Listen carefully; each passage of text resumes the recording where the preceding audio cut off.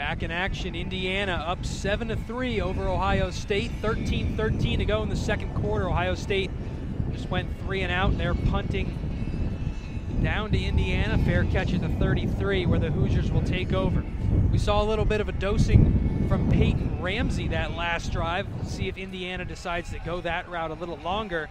But first, we'll talk about the last time these two teams met. Ohio State getting the victory 38-17 on October 8, 2016 in front of 107,000 people at Ohio Stadium. Game was tight through the first quarter before Ohio State exploded for 21 points in the second. And they took a commanding 24-10 lead that they never gave up, scoring again before Indiana got another one in the third, and then a final closer from the Buckeyes in the fourth quarter.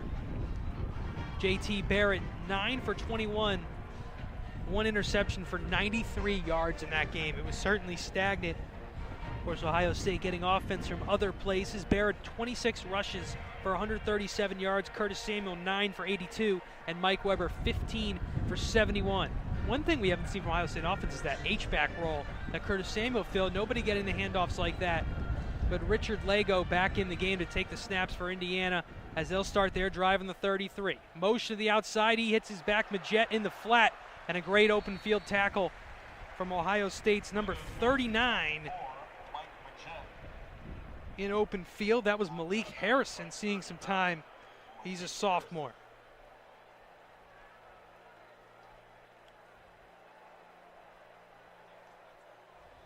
Next snap, play action to Majette. Ball going down the sideline. In coverage is Harrison, and he gets a hand in there to knock the ball away from Thomas. They've certainly threatened with Thomas early on. There is a flag in the backfield. Lagos says it's on Ohio State.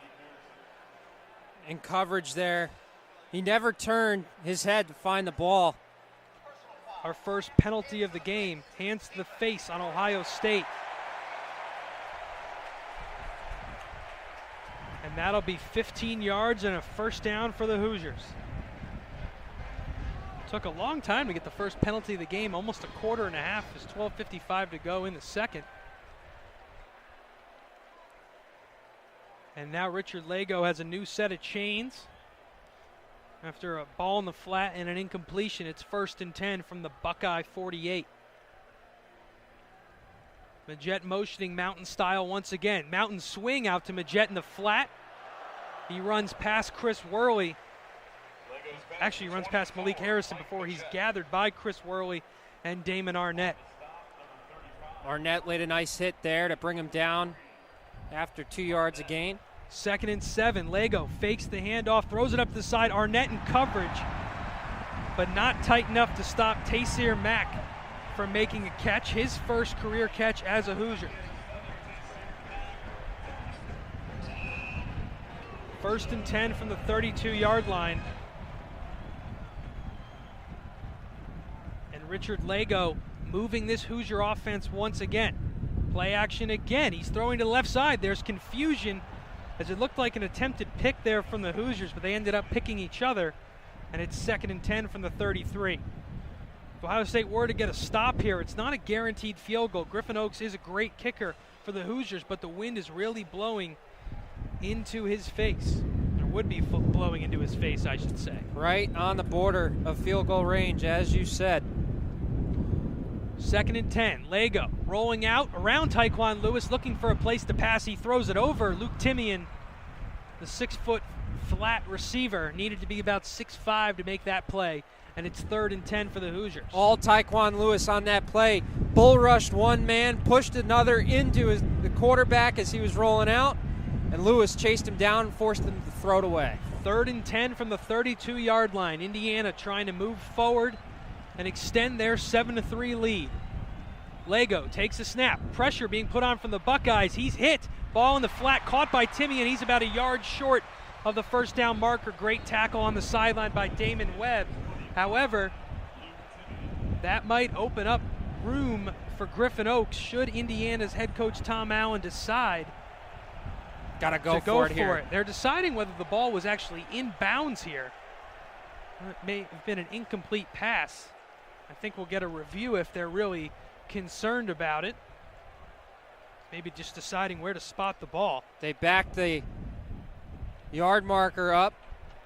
Yeah, they're going to say that what they're going to do is they're going to review it then, because you have to have the original spot. So normally on a penalty or a review, you want that chain marker to wait until they decide officially. But that was not the chain marker's fault, as they decided where to put it. Now he's going to go back, and they're going to run 4th down and 2, I guess. Got to run it from here, Tim. They haven't run in quite some time, not on this drive. Mike Majette, the running back. 4th and 1, Richard Lego takes a snap, play action, throw it in the flat on a nice little pick play. Timian gets the first down. Wow. Nice driving upfield there from Simmy Cobbs Jr. to create space. Jordan Fuller makes the tackle in the flat for Ohio State. It's a first down, Hoosiers at the 19-yard line. Slicing this secondary apart on this drive. Lego, play action once again, throwing to Simmy Cobbs upfield. Nice play by the transfer, Kendall Sheffield, to knock it incomplete. Nobody on the Ohio State secondary has answered this at this point, Tim. Halftime adjustments are going to need to be there. 11:38 to go in the second. A lot of incomplete passes in this game so far from each quarterback. 2nd and 10, there's a whistle and a flag. Are we going to get 12 men on the defense? There's only a few pre-snap calls you can do. Might have been Tracy Sprinkle. Came in a little bit closer to the line of scrimmage. We'll go down to the field to see. Illegal substitution on Ohio State. Urban Meyer displeased with his defense, as that's another flag. 20 yards worth of penalties on this drive already. They took a clean corner, now 2 penalties on this drive alone. Richard Lego, 13 for 21 so far, 152 yards. Lego with 2 receivers to the right and Majette in the backfield. 2nd and 5. Motion across the formation is Timian. He's going to the lone man up top, and Denzel Ward gets an arm in there to keep Simmy Cobbs Jr. from making a play, and it's going to be 3rd down again. And now Urban Meyer's really got to be fuming, because it should be 3rd and 10 with the illegal substitution, a mental mistake. As I was once told, those are the ones I can't forgive. I can forgive the physical ones. 3rd and 5. Richard Lego taking the snap, trying to pass again. He's looking into the end zone. Ball's tipped and intercepted. Jordan Fuller at the 10, the 15, the 25. He's got room. He's tapped out of bounds at the 39. What a play. Jordan Fuller. Looked like the ball was tipped there from Kendall Sheffield, as Lego thought he had an opening in the end zone. But there's that young secondary for Ohio State advancing. And Jordan Fuller, the sophomore who played in all 12 games last season, gets his first pick of 2017. Brought it out of the end zone, an excellent interception return, and the Buckeyes back in business here with 11:26 to play. So maybe that's the life injection the Buckeyes needed. They keep Indiana from scoring any points and advancing that lead. It's still 7-3 Hoosiers, but the Buckeyes now have the ball in some pretty good field position at their own 40-yard line. One way to make up for 2 flags, an interception, Tim. So Jordan Fuller bails out his defensive teammates. Great play there by Kendall Sheffield after he got picked on a little bit earlier in this half. JT Barrett fakes the pitch. He's looking deep. He's throwing deep. Benjamin Victor's there. It's pass interference going to be called as a flag down. And I think we're going to get a 15-yard pass interference on Indiana, as Benjamin Victor trying to move inside to receive that pass, but he was unable to get there. On the coverage was Andre Brown Jr. A flag thrown there from the side judge. So Ohio State takes their first deep shot of the night, and they're rewarded with an offensive pass interference.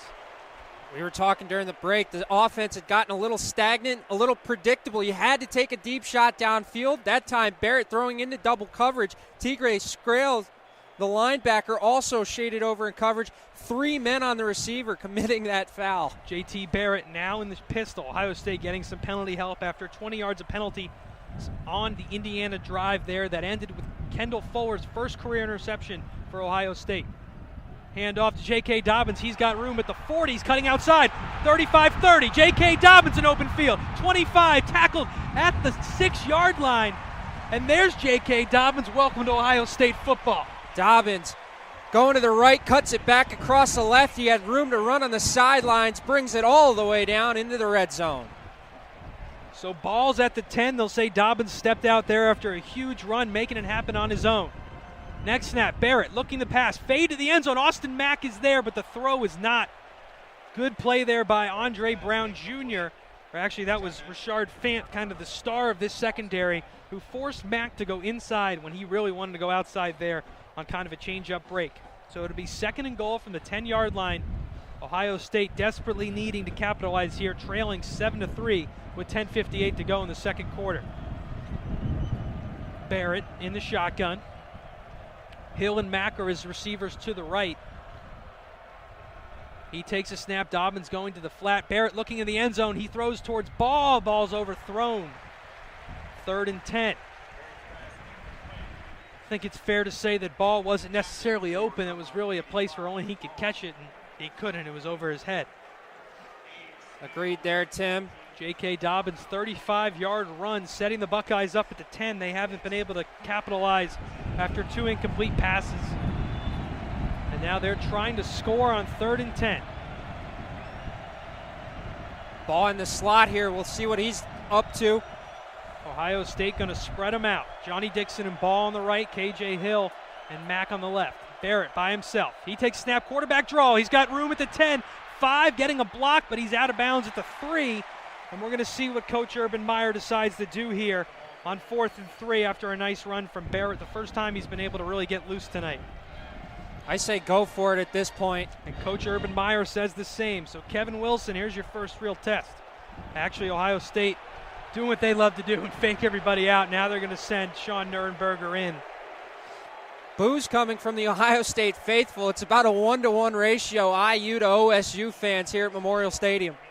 It's always hard to tell for me since I'm colorblind, but it's certainly hard tonight with red and white and gray being the only home and away colors so far. So a 20-yarder, up and good for Nuernberger. He's 2 for 2 to start the year. And Indiana still leads 7-6. There's 10:15 to go in the second quarter. Buckeyes looking to mount a comeback. Down a point to the Hoosiers. 3-3 is the score in Columbus. Tim Tully, Dylan Tyre ready to bring you the final 20 here from Value City Arena. 4 goals scored in the second period, Dylan. Both teams going back and forth. Ohio State did answer Michigan State's call both times. Oh, man, it was an exciting second period. Goals left and right, and it seemed like Michigan State and Ohio State were really both able to respond within seconds after the other team scoring goals. So this third period should be no different. I think we have a really good one on hand for the third. Ohio State wanting to close this out and not send the series to tomorrow night. Michigan State, though, they want to extend their season, extend their life to tomorrow evening. So this third period will be a good one, back and forth like that second. You got to expect both teams, I think, want to strike early in this third period. Michigan State was able to do it in the second period. I think that kind of really directs where you're going throughout the rest of the period, and it allows Ohio State to kind of dictate what they want to do with it. And the same thing for Michigan State. They can dictate what they want to do with the puck if they're allowed to score early in this third period by Ohio State and Sean Romeo as well. Ohio State has not fallen this season when leading going into the third period. It's tied right now. That next goal is huge for either side. And Ohio State, like we mentioned at the top of the broadcast as well, when they score first this year, 15-0-3. So Ohio State trying to keep that streak alive as well. Their captain, Mason Yops, has 2 goals so far, trying to complete the hat trick. We saw him at the end of that second period, kind of shifting around in line, staying on the ice a little bit longer than his normal second line, playing with a couple of the other lines. So we'll see what happens. You see that graphic there. When OSU scores first, they have not lost a game in regulation all season long. So they're trying to keep that streak alive here against MSU in the third. So here we go. 20 minutes left. Either 20 minutes that'll lead us to tomorrow night here at Value City Arena, or 20 minutes that will send Ohio State to the next round in the Big Ten tournament. Buckeyes, the number 2 seed, coming in, the consensus favorite to possibly take down Notre Dame, who struggled down the stretch, and they've done their job so far in this series, but they're tied coming into Game 2's final 20 minutes. You said the consensus favorite to possibly knock off Notre Dame. The consensus among these Big Ten coaches is that anybody can beat anybody in the conference, especially with a 1-game semifinal and a 1-game final. So right now, Wisconsin and Michigan battling. Wisconsin trailing by 1, but the Michigan Wolverines winning would book a date with Ohio State should they win. Of course, if Michigan State wins, they would face Notre Dame next round as the lowest seed in the tournament to face Cale Morris and that unit out there in South Bend. John Wiedela swings the puck back to Gordy Meyer. Meyer, one-handed carry into the zone, jumps it off in front. Wiedela almost rocketed that one home for his second of the night, but a good play there to get the glove. It might have even been a forearm save from John Letherman in the blue crease. And the Buckeyes will have to regroup. They get a line change, and now Matt Joyaux drops it off. Tommy Apap cut in front. Apap scored a goal, a big goal earlier in this game, right after Ohio State scored to make it 2-2. Apap put in one a handful of seconds later that kind of took all the momentum that Ohio State had built here in their home crowd. Kearney, that shot looked like it dented iron. That next shot cleaned it up from Tommy Perrin.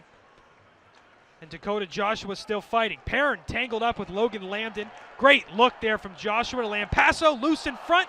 Almost cleaned up. Lampasso scored 3 games straight, 4 goals in that span. Kevin Miller at the top of the circle fires it in low. Buckeyes getting a lot of pressure here to start the third period. John Letherman bailing out his defense. The post bailed him out one time there, but Michigan State's got to get some defenders in that slot area. Ohio State abusing the open slot right there. Nearly had 3 really nice chances to put one in. Tommy Perrin goes D-to-D with Sasha Larocque.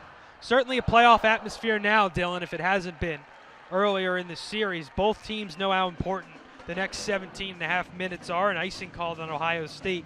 Dakota Joshua and his line will trot back to that dot and try to win the faceoff and get a change. This crowd starting to come alive for their Ohio State Buckeyes. That's something that no team in the Big Ten tournament has really ever been allowed before, as we have the new format this year, the best of 3 quarterfinal at the top-seeded arenas. Shot on, actually saved by Sasha Larocque. I don't know if you can see him on your camera. He's certainly feeling the effect of not having a real goaltender's set of pads there as he ate that. He's limping off the ice and hops off. Matt Miller spells him. I think he needs some water and some time, and it'll cool down a little bit. Kodorenko fielding the puck away from Tanner Wazinski. Puck fired in by Jared Rosberg. Looking across the bench, it doesn't look like Zach Osborne returned to the Michigan State bench, hoping for the best for him, and it puts Michigan State down in a compromising situation with just 5 D-men. Matt Miller clips it off the glass to Tanner Wazinski at the half board. Gatt was there in defense, and now the puck's up to Matthew Weiss in space. Weiss on Miller, one-on-one, drops it back. Lazinski rip, saved on the pads of Letherman. Transition opportunity for Ohio State. Now coming the other way are Michigan State. Good play by Gordy Meyer to scoop that away from Logan Lambden. And now working the other way are the Buckeyes. Lambden kicks it with his skates back to his D-man, and Michigan State looks to break out. Lambden, toe drag, trying to rip it through. Now Mason Yops and Gordy Meyer in transition. 3-on-3 with Wiedela on the far side. Yops drops that pass in. He's looking for his 3rd goal. Puck's up in front of Lambden. Lambden had no idea. Joyaux in to pick up. Lambden separates man from puck. Brendan Kearney picks it up. Kearney up at the blue line, tap through. Good patience there by Yops. He fields it. Big hit looking. Stevens looking to take out Yops, and Mason Yops ducked just down under him to avoid. Got to be careful if you're Brody Stevens, nearly leaving his feet to obliterate the captain for Ohio State right there. That's not exactly an effective way to hit Mason Yops. He stands about 5'9". Leaving your feet, certainly, you could flip right over him. There Brody Stevens met with someone his own size, Tommy Perrin. They're fighting in front of the bench. Glove down, man down. Wiedela and Sanford getting chippy over there. No whistles called. It was even play on each side. We'll see how that develops. Wiedela took a swing, it looked like, at the hand of Sanford after Sanford lost his glove. That was Sanford had actually knocked the glove off of Wiedela, so Wiedela attacked his stick and hand area, so an eye for an eye, as they say. Colorblind, the red and green glove. It doesn't exactly work from this high. Elsewhere in the Big Ten, Penn State trailing Minnesota in the 3rd period in Hockey Valley. Wisconsin trailing Minnesota 4-3. So that series between Penn State and Minnesota looks like it may be headed for a Game 3. There's that big hit. And I think you're certainly right about Brody Stevens leaving his feet there. Another Michigan State player kind of took the brunt of that hit. Lewandowski rip goes wide of Sean Romeo. Still just 11 shots on cage for Michigan State. They only had 20 last night. Dakota Joshua over center ice. Dangles left, right, around a man. Carson Gatt gets it through, but Joshua wins the battle. Eggy, D to LaRock. LaRock back to Eggy. Eggy looking for a Buckeye to pass to. He dumps it down low. Lampasso. Christian Lampasso taking his time. Swings it around to LaRock. LaRock to Eggy. Eggy fires it in on Lethaman. He catches it right on the Spartans on his chest, and with that, we'll take our first time out of the third period. It's 3-3, 15 minutes to decide what happens here in Game 2.